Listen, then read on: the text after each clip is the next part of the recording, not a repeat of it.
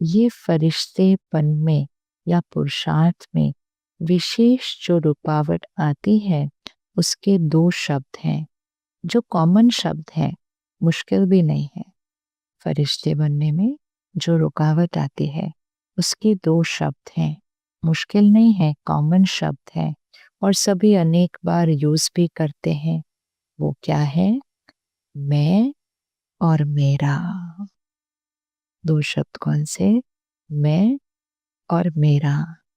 बाप दादा ने बहुत सहज विधि पहले भी बताई है इस मैं और मेरे को परिवर्तन करने की।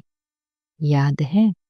देखो, जिस समय आप मैं शब्द बोलते हो ना, उस समय सामने आए कि मैं हूं ही आत्मा। मैं शब्द बोलो और सामने आत्मा रूप को लाओ। मैं शब्द बोलो और सामने आत्मा रूप को लाओ। मैं शब्द ऐसे नहीं बोलो, मैं आत्मा।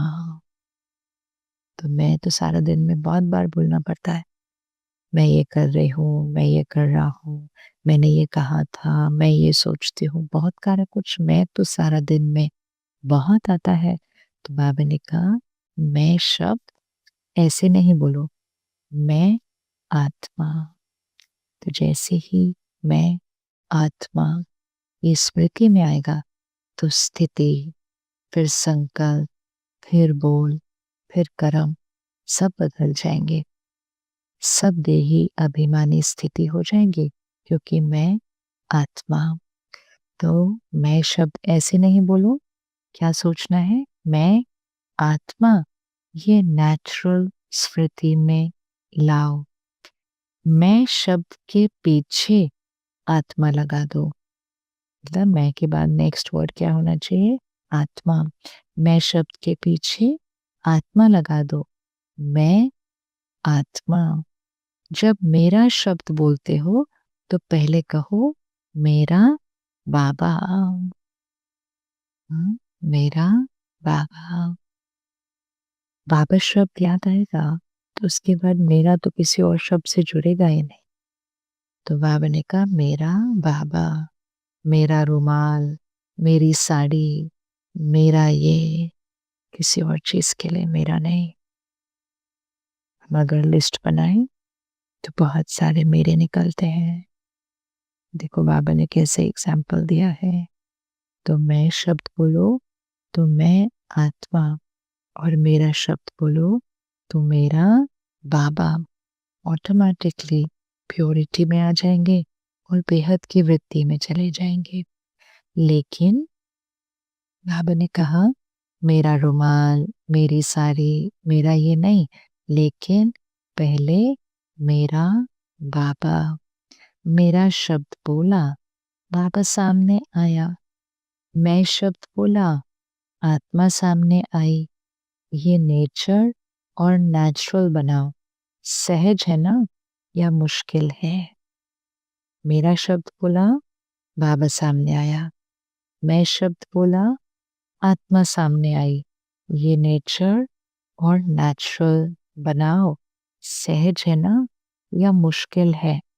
जानते ही हो मैं आत्मा हूं, सिर्फ उस समय मानते नहीं हो। जानते हैं लेकिन उस समय मानते नहीं है। अगर मानेंगे तो मनसा वाचा कर्मणा परिवर्तन हो जाएगा, देही अभिमानी स्थिति हो जाएगी। तो मैं शब्द बोलो, आत्मा सामने आए। मेरा शब्द बोलो, बाबा सामने आए। ये नेचर और नेचुरल बनाओ, सहज बनाओ। जानते ही हो कि मैं आत्मा हूं, सिर्फ उस समय मानते नहीं हो। जानना तो 100% है, मानना परसेंटेज में है। नॉलेज पूरी है, आचरण में कितना आया है उसमें परसेंटेज है। जब बॉडी कॉन्शियस नेचुरल हो गया, याद करना पड़ता है क्या कि मैं बॉडी शरीर हूं? नेचुरल याद है ना। तो मैं शब्द मुख के पहले तो संकल्प में आता है ना। तो संकल्प में भी मैं शब्द आवे तो फौरन आत्मा स्वरूप सामने आए। इसका अभ्यास, इसकी प्रैक्टिस करनी है हम सबको। तो मैं शब्द मुख के पहले तो संकल्प में आता है ना, तो संकल्प में भी मैं शब्द आवे तो फौरन आत्मा स्वरूप सामने आए। ये अभ्यास करना सहज नहीं है। सिर्फ मैं शब्द नहीं बोलो, आत्मा साथ में बोलना पक्का हो जाएगा। अब उसमें भी हमने क्या किया है कि हम उसको शब्द को तो बोल लेते हैं, मैं आत्मा ये कह रही हूँ, मैं आत्मा ये चाहती हूँ, लेकिन कभी कभी बोलने बोलने में सिर्फ बोल में ही रह जाता है स्थिति। इसीलिए आज बाबा ने कहा माया का भी ऐसा होता है कि पता नहीं चलता माया की मत है या भगवान की श्रीमत है। तो बोलना अर्थात स्थिति। बाबा ने कहा बोल से पहले संकल्प में आता है, तो वो हमारी कॉन्शियसनेस हो जाएगी कि मैं आत्मा, फिर सोच और बोल में ऑटोमेटिकली आ जाएगा। जैसे शरीर का नाम पक्का है ना, दूसरे को भी कोई बुलाएगा तो आप ऐसे ऐसे करेंगे, अर्थात शरीर का जो नाम है हमारा पक्का है।